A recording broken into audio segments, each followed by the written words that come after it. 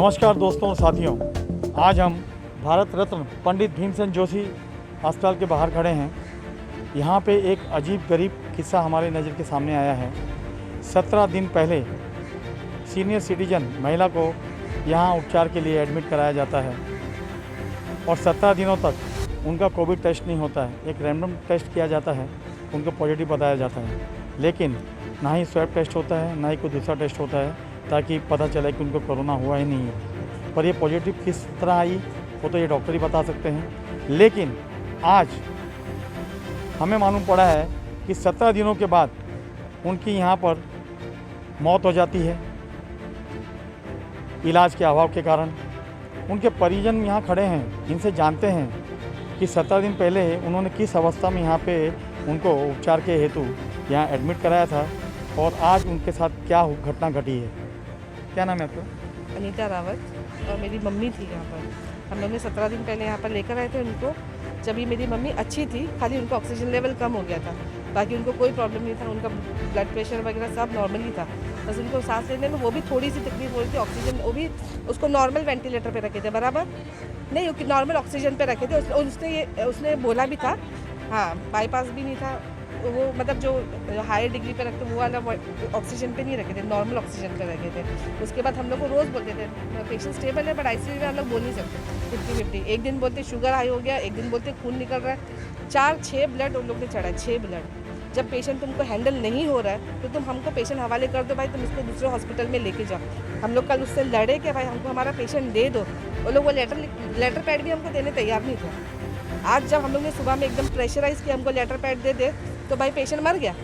क्यों मर गया? लेकिन उनको नायर में लेके जाना, नायर में हम लोग ने लेके जाने बोला। हम लोग ने बोले कि हमको डॉक्टर चाहिए, एक डॉक्टर चाहिए एम्बुलेंस में, जो क्योंकि मेरी मम्मी थी, वो लोग ने बोले कि मम्मी सीरियस कंडीशन में, उनको कार्डियो के लिए एक डॉक्टर चाहिए था, जो लोग ने दिए नहीं। और बाद में आधे घंटे के बाद बोलते कि तेरी मम्मी मर गई। जी वो 16 दिन उनको क्योर नहीं कर पा रहे। अगर उनको वॉमिटिंग हो रही है या उनको इंसुलिन चढ़ रहा है, डायबिटीज़ पेशेंट है, तो उनको ध्यान देना चाहिए कि इंसुलिन चढ़ने से उनको प्रॉब्लम हो सकती है। वो लोग कोई ध्यान ही नहीं दे रहा उनका। कभी इंसुलिन 500 बता देते, डायबिटीज़ कभी बोलते नॉर्मल है, कभी बोलते ये प्रॉब्लम है, अब ठीक है। और वो डेली मेरे से बात करती थी, डेली उनका फ़ोन आता था और वो डेली बोलते थे कि हाँ मैं ठीक हूँ, बस मुझे यहाँ से जाना है।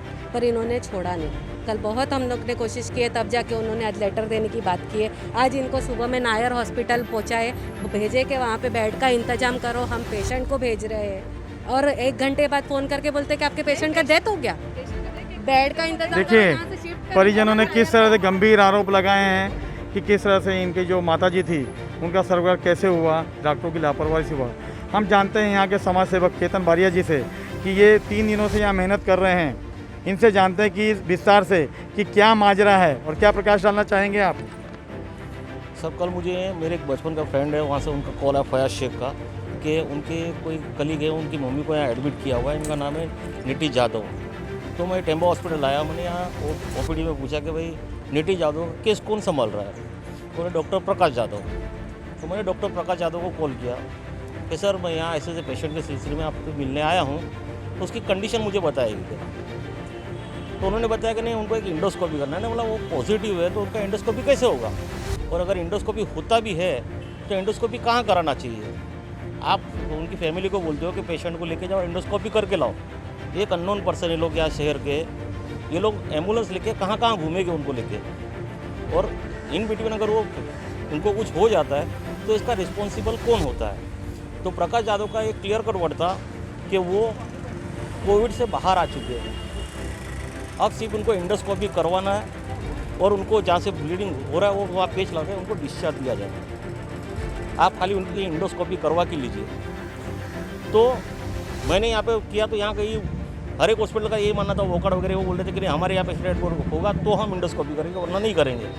फिर मैंने मॉर्निंग में इनके डॉक्यूमेंट्स लेके इनको नायर हॉस्पिटल भेजा, वहाँ के एएमओ से बात किया वहाँ पे बेड के लिए।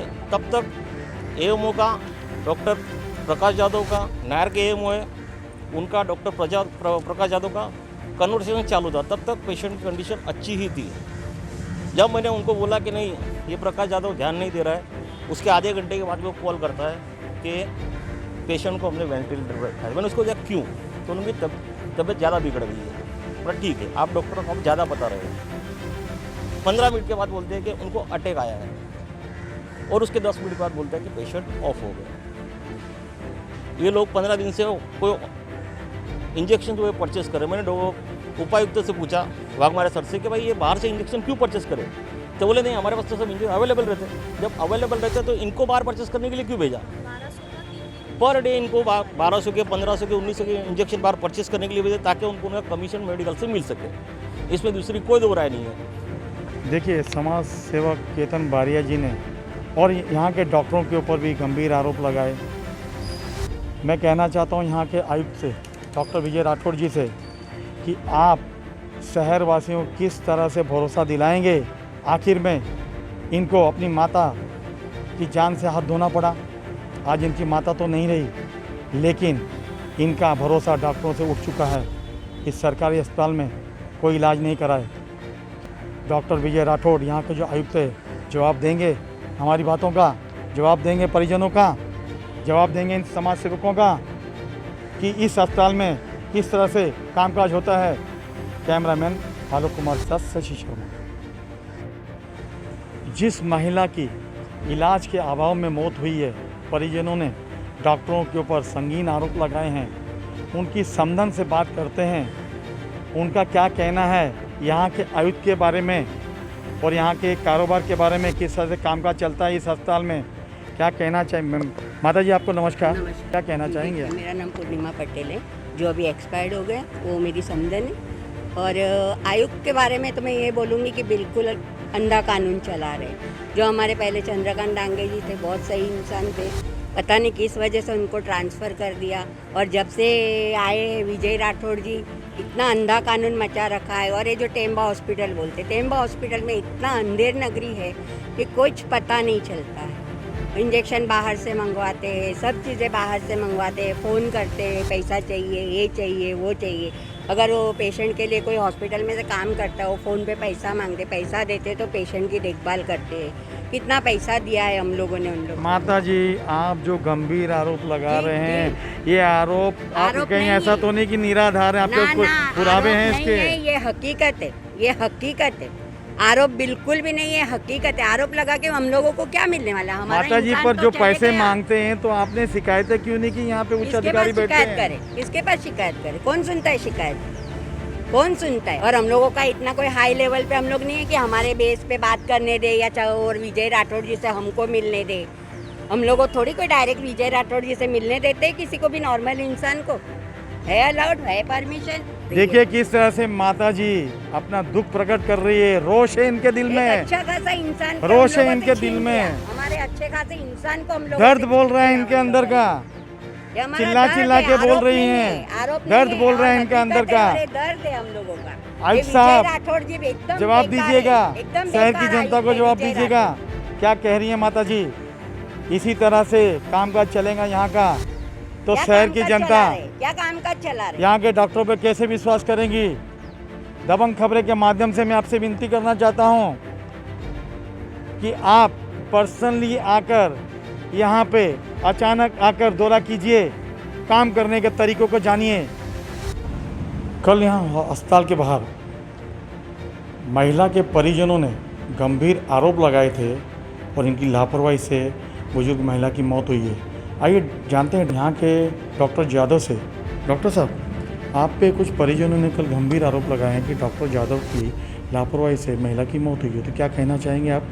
देखो, हमारे पास 4 ICU है, 3 ICU है, ICU 1, 2, 3, और हम लोग 3 फिजिशियन हैं। हम लोग हमारे टाइमिंग के अनुसार, मतलब हर फिजिशियन को टाइम दिया गया है। जैसे मेरा टाइम है 9 to 5, फिर सुप्रिया मैडम का टाइम है 5 to 11, और ये जो डॉक्टर महबूब है, इनका टाइम है रात से 9 से सुबह 10 तक। तो हम लोग रोटेशन में काम करते हैं और हम लोग कंसल्टेंट हैं। हम लोग पेशेंट का विज़िट लेते हैं, पेशेंट को देखते हैं, पेशेंट में जो भी चेंजेस लगता है ट्रीटमेंट का वो करते हैं, और जब जब पेशेंट को तकलीफ़ होती है तब तक वापस जाकर पेशेंट को देखते हैं। रही बात डॉक्टर और ट्रीटमेंट की, तो हर ICU में 2 इंटेंसिविस्ट है, जूनियर डॉक्टर, जो राउंड द क्लॉक वहाँ पे रहते हैं, जो उनको ट्रीट भी करते हैं। जो हम लोग ट्रीटमेंट लिख के देते हैं, उनका आगे वो ट्रीटमेंट कंटिन्यू करना, वो ट्रीटमेंट उनको देना, प्रॉपरली देना, और पूरा पेशेंट का मॉनिटरिंग पार्ट जो है, वो जो बेसिक RMO है वो करते हैं। तो इस तरह से हम हर पेशेंट का ये करते हैं। अब यहाँ पे जो आरोप लगा है ये पेशेंट का, तो बी फ्रैंक ये पेशेंट जो था, ये 2 केस है एक ही पेशेंट में। पहले इनको निमोनिया था जो कोरोना की वजह से था, जिसकी वजह से वो ब्रेथलेस थी। हमने उनका ट्रीटमेंट दिया, वो ट्रीटमेंट के कारण वो धीरे धीरे अच्छे होते गए।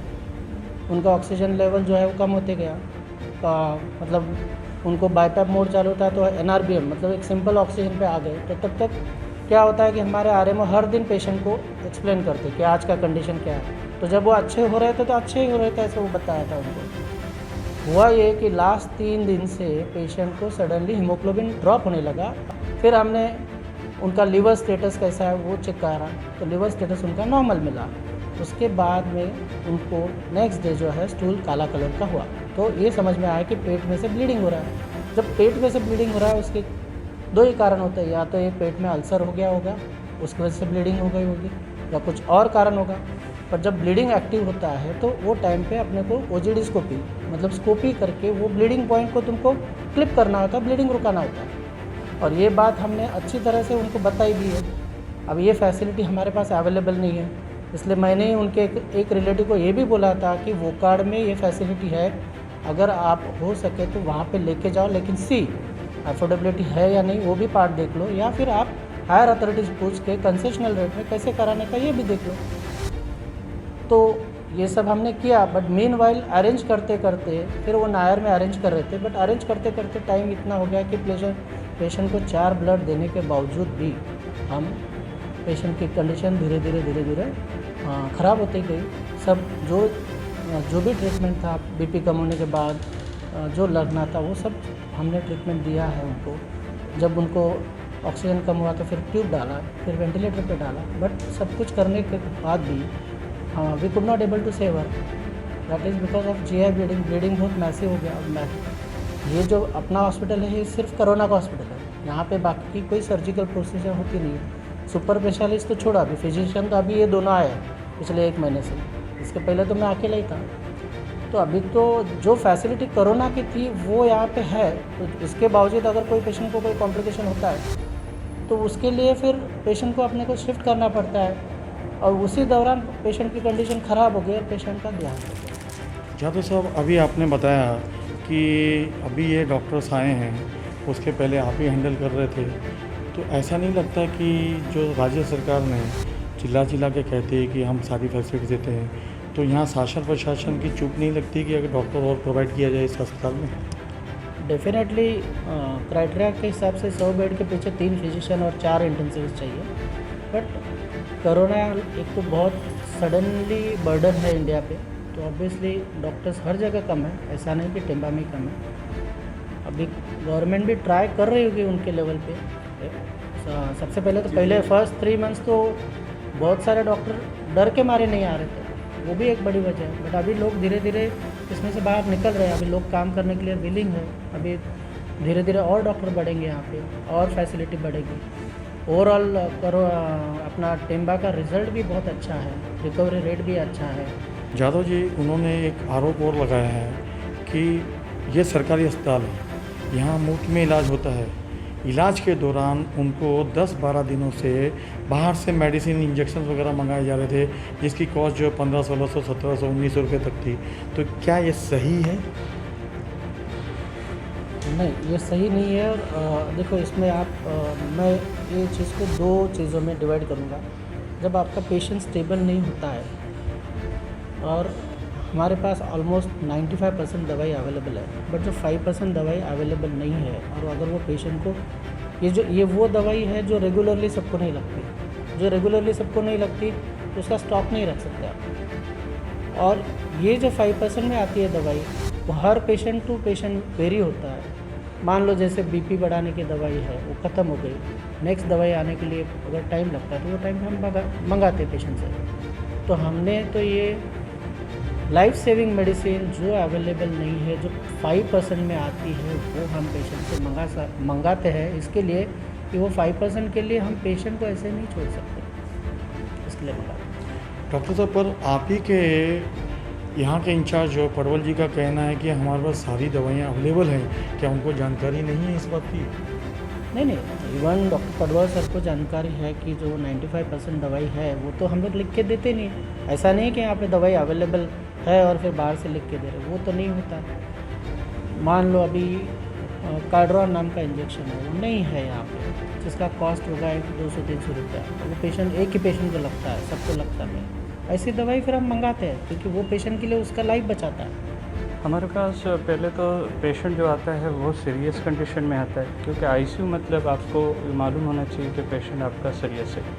दूसरा, हम लोग जो है ना इन जनरली हमको बड़ी डिफ़िकल्टी होती है, हम लोग काम करते हैं पीपी किट में 8 आवर्स हम लोग जो है पीपी किट पहन के काम करते हैं। उसके बाद वी आर गिविंग मतलब इतना सेक्रीफाई करके अगर हमें इस तरीके से मालूम पड़ता है कि रिलेटिव्स ने, परिजनों ने हम पे ऐसा इल्ज़ाम लगाया है, तो ये बड़ी दुख की बात है।